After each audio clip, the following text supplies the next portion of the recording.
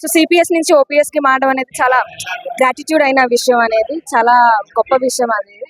అంటే 11,000 మంది ఎంప్లాయీస్ కాదు, 11,000 కుటుంబాలు, మా పిల్లలు, తల్లిదండ్రులు, వీళ్ళందరి యొక్క జీవితాల్లో కూడా వెలుగులు నింపిన ఏకైక వ్యక్తి చంద్రబాబు నాయుడు గారు. మేము ఎల్లవేళ కూడా అతనికి కృతజ్ఞత తెలియజేసుకుంటాం. ఎల్లప్పుడూ మా దేవుడిలా చూసుకుంటాం. మళ్ళా అతని ముఖ్యమంత్రి అయ్యి రాష్ట్రం పరిపాలించి మనస్ఫూర్తి కోరుకోవడం. కొంతమంది ఏమో వచ్చిన గవర్నమెంట్ ఈ కూట ప్రభుత్వం ఏం చేసింది అనేటట్టు ప్రశ్నిస్తున్నారు. మరి వాళ్ళకి అనిపించలేదా? వాళ్ళు ఏది చేయలేదు కాబట్టి వాళ్ళకి అలా అనిపిస్తుంది. అది అట్లా చెప్పాలంటే ఇది ఆనందం కాదు, ఆనంద బాష్పాలతో కూడిన ఒక ఇది చెప్పలేము ఆయన కృతజ్ఞతలు అంటున్నారు. ఎందుకు ఆనందం ఈ నిమిషానికి? ఎందుకంటే మేము 20 సంవత్సరాలు నిరీక్షిస్తున్నాము. మా ఫ్యామిలీకి మేము పోయిన తర్వాత కానీ లేకపోతే మా రిటైర్మెంట్ అయిన తర్వాత మా జీవితాలు ఎలా ఉంటాయి అనేది ఆలోచించుకుంటే చాలా భయంకరంగా ఉంది. ఎందుకంటే ఓపీఎస్లో ఉన్న వాళ్ళు చాలా మంది రిటైర్ అయిన తర్వాత వాళ్ళకి సాధారణ పెన్షన్తో పోల్చుకుంటే ఇంకా తక్కువ పెన్షన్ వస్తుంది. ఇంకా ఫ్యూచర్లో పెరిగే రేట్లు బట్టి పోల్చుకుంటే ఆ రోజుల్లో పిల్లలు చూస్తారో చూడరో తెలియదు మనకి. అంటే మనకి దిక్కేటంటే ఈ పెన్షనే. అటువంటి పెన్షన్ ఇచ్చిన నారా చంద్రబాబు నాయుడు గారికి మా 11,000 కుటుంబాలు ఎల్లప్పుడూ కూడా రుణపడి ఉంటాయని మా స్ఫూర్తిని కోరుకుంటున్నాను. ఇప్పుడు అన్ని వేల కుటుంబాలకి ఇచ్చారంటే వాళ్ళు మాత్రమేనా, వాళ్ళ పిల్లలకి తల్లిదండ్రులు కూడా కదా? ఒక 50,000 మంది వరకు లబ్ధి పొందినట్టే. అందుకు మేము ఎల్లవేళ కూడా అతనికి కృతజ్ఞత తెలియజేసుకుంటాం. ఎల్లప్పుడూ మా దేవుడిలా చూసుకుంటాం. గురించి కరెక్ట్ ఆలోచించే నాయకుడైనా అనుకోవచ్చు. ఇప్పుడు మనం తప్పనిసరిగా చంద్రబాబు నాయుడు ఒక్కళ్ళు మాత్రం ఎంప్లాయీస్ గురించి ఖచ్చితంగా ఆలోచిస్తారు. ఎల్లప్పుడూ కూడా అతను గవర్నమెంట్ లో ఎంప్లాయీస్ మేలే జరిగింది. అటువంటి వ్యక్తి రావడం మా అదృష్టం. మళ్ళా అతని ముఖ్యమంత్రి అయ్యి రాష్ట్రం పరిపాలించి మనస్ఫూర్తి కోరుకుంటున్నాం. రావాలని కోరుకున్న మీరు ఆయన ఒకవేళ ఈ 5 ఏళ్ల ముందు వచ్చుంటే కోట ప్రభుత్వం ఎలా ఉండేది? 5 ఏళ్ళ ముందు వచ్చి ఉంటే ఆంధ్రప్రదేశ్ రాష్ట్రం అనేది భారతదేశంలో ఒక నెంబర్ 1 స్టేట్ గా ఉండేది. నిజంగా చెప్పాలంటే అమరావతి ఈ రోజు ఒక మంచి స్థాయిలో ఉండేది. నిజంగా మన కళ్ళు మనమే పొడుచుకున్నట్టు అయింది అతను ఓడించడం అనేది. నిజంగా చంద్రబాబు నాయుడు గారే గత 15 సంవత్సరాల నుంచి ఉంటే మాత్రం ఆంధ్రప్రదేశ్ అనేది ఒకప్పుడు ఎలాగైతే భారతదేశంలో ఒక నెంబర్ 1 స్థానంలో ఒక బిల్ గేట్స్, అంటే ఎవరికి తెలియనప్పుడే బిల్ గేట్స్ లాంటి వ్యక్తిని ఆంధ్రప్రదేశ్ తీసుకొచ్చాడు.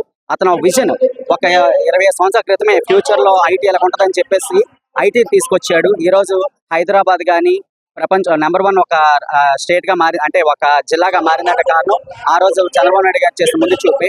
అటువంటి చూపుతూ మన రాష్ట్రం కూడా ఈ రోజు అతను ముఖ్యమంత్రి ఉన్నారు కాబట్టి ఫ్యూచర్ లో తప్పనిసరిగా మన స్టేట్ కూడా ఆ విధంగా కోరుకుంటాం. అతను ఒక విజన్ ఉన్న వ్యక్తి. అటువంటి వ్యక్తి మన రాష్ట్రానికి ఎప్పుడు కావాలి.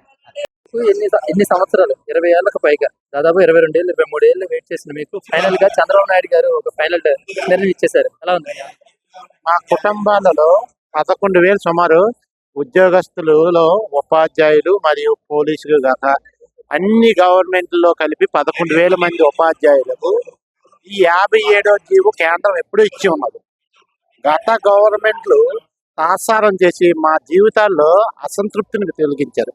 కూటమి ప్రభుత్వం వచ్చిన తర్వాత హామీ ఇవ్వలేని ఈ యొక్క 57 జీవోని మన ఆంధ్రప్రదేశ్ ప్రజలకి మొట్టమొదటిగా మనకి ఈ జీవోని కూడా ఆమోదించి 57 జీవోని ఇచ్చి ఈ యొక్క ఇన్ని వేల కుటుంబాల్లో మాకు ఆనందానికి నింపడానికి అస్తియోక్తి లేదు. ఈ కార్యక్రమము ఎంతటితో కాదండి, ఈ ఆయనకి రుణపడి మేము జీవితాంతం ఉండాలి సార్. మాకు ఇది నిజంగా యాక్చువల్గా ఇది యూనియన్ నాయకుల వల్ల ప్రభావం వల్ల ఏదో విధంగా మాకు లేట్ అయింది. యాక్చువల్గా 2003లో మేము సెలెక్ట్ అయ్యాం, లిస్ట్ అయ్యింది. కానీ ఈ యొక్క యూనియన్ ప్రాబల్యం వల్ల 2005లో ఇవ్వడం వల్ల అనుకోకుండా ఈ పెనుభూతం వచ్చి మమ్మల్ని సిపిఎస్లోకి తీసుకొచ్చారు. ఆయన ఈ రోజు గవర్నమెంట్ అది నిజంగా ఇది వీళ్ళకి ఇవ్వడానికి రూల్ ఉంది కాబట్టి ఈ రోజు కూటమి ప్రభుత్వం మా ఎంత దయ ఉంచి ఈ రోజు ఎంత కార్యక్రమానికి అతనికి మేము ఫ్యామిలీతో సహా వచ్చి కృతజ్ఞాభినందనలు తెలియజేసుకుంటున్నాం, పాదాభివందనలు తెలియజేస్తాను. ఎందుకు అంటే ఇది యాజ్ పర్ రూల్ ఉంది. కానీ ఎన్ని గవర్నమెంట్లు కూడా తప్పించుకొని తిరిగాయి. కానీ హామీ ఇవ్వలేని గవర్నమెంట్ ఈ రోజు హామీ ఇవ్వకుండా మనకి క్యాబినెట్ అప్రూవల్ చేసి టేబుల్ ఐటమ్ గా వచ్చింది. క్యాబినెట్ అప్రూవల్ లో అసలు మాకు వస్తుందని అనుకోలేదు. కొందరి యొక్క సహకారంతో, ప్రజాప్రతినిధుల సహకారంతో టేబుల్ ఐటమ్ గా తెచ్చి ఆ క్యాబినెట్ అప్రూవల్ తెచ్చి జీవోను కూడా 10 రోజుల్లో తెచ్చి ఇచ్చి ఉన్నారు. మిగతా వారం రోజుల్లో షెడ్యూల్ కూడా వస్తుంది. ఒక టైం ఆప్షన్ అన్నారు. ఆ టైం ఆప్షన్ ప్రకారం 1 టైం ఆప్షన్ ద్వారా మా కుటుంబాల్లో సిపిఎస్ అనే పెనుపోతాన్ని పారదోలి ఓపీఎస్ అనే మంచి అనుభూతిని ఈరోజు పొందుతున్నాం. అందుకే ఈ ఫ్యామిలీ అందరూ కూడా ఈరోజు అటెండ్ అవ్వడం జరిగింది.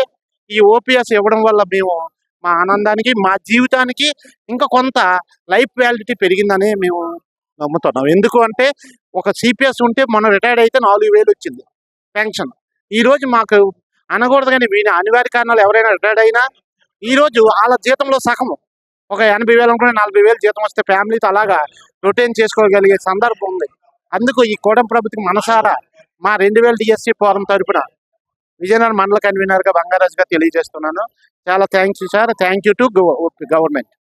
ఇచ్చిన హామీని మర్చిపోయిన ప్రభుత్వాలు కొన్ని ఉన్నాయి, కానీ ఇది ఇచ్చిన ఆయన చెప్పలేదు, కానీ సిపిఎస్ నుంచి ఓపీఎస్ వరకు తీసుకొచ్చారు చంద్రబాబు నాయుడు గారు. సీఎం గారికి ఏ విధంగా కృతజ్ఞత?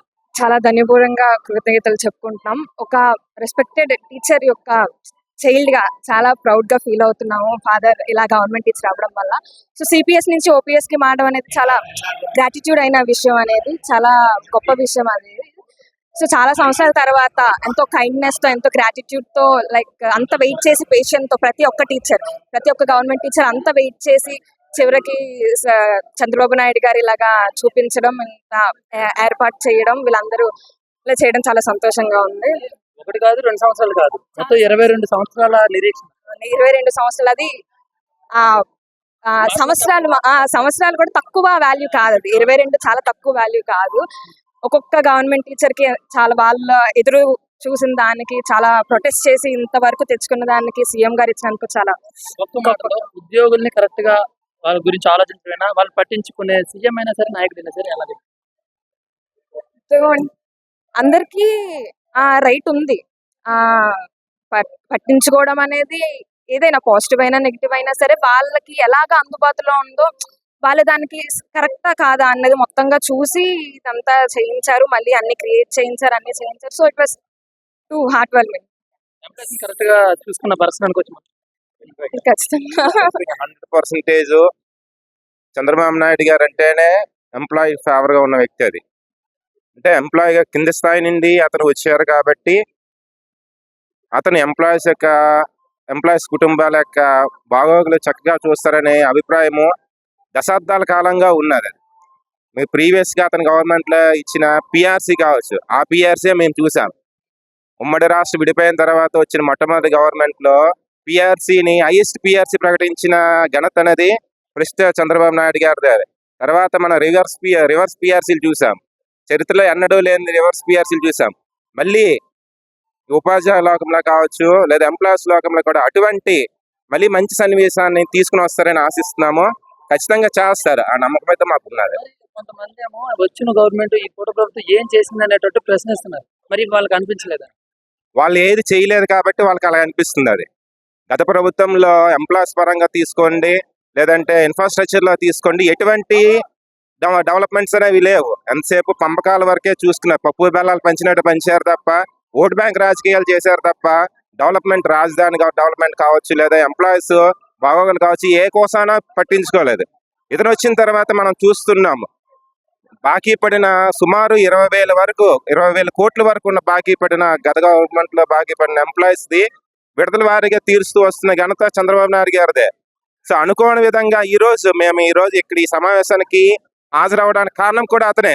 11,000 మంది జీవితాలు, అంటే 11,000 మంది ఎంప్లాయీస్ కాదు, 11,000 కుటుంబాలు, మా పిల్లలు, తల్లిదండ్రులు, వీళ్ళందరి యొక్క జీవితాల్లో కూడా వెలుగులు నింపిన ఏకైక వ్యక్తి చంద్రబాబు నాయుడు గారే. దానికి ఎప్పటికి కూడా కుటుంబం అందరం కూడా పాదాభివందనం చేసుకుంటూ ఉంటుంది జీవితాలు. Thank you.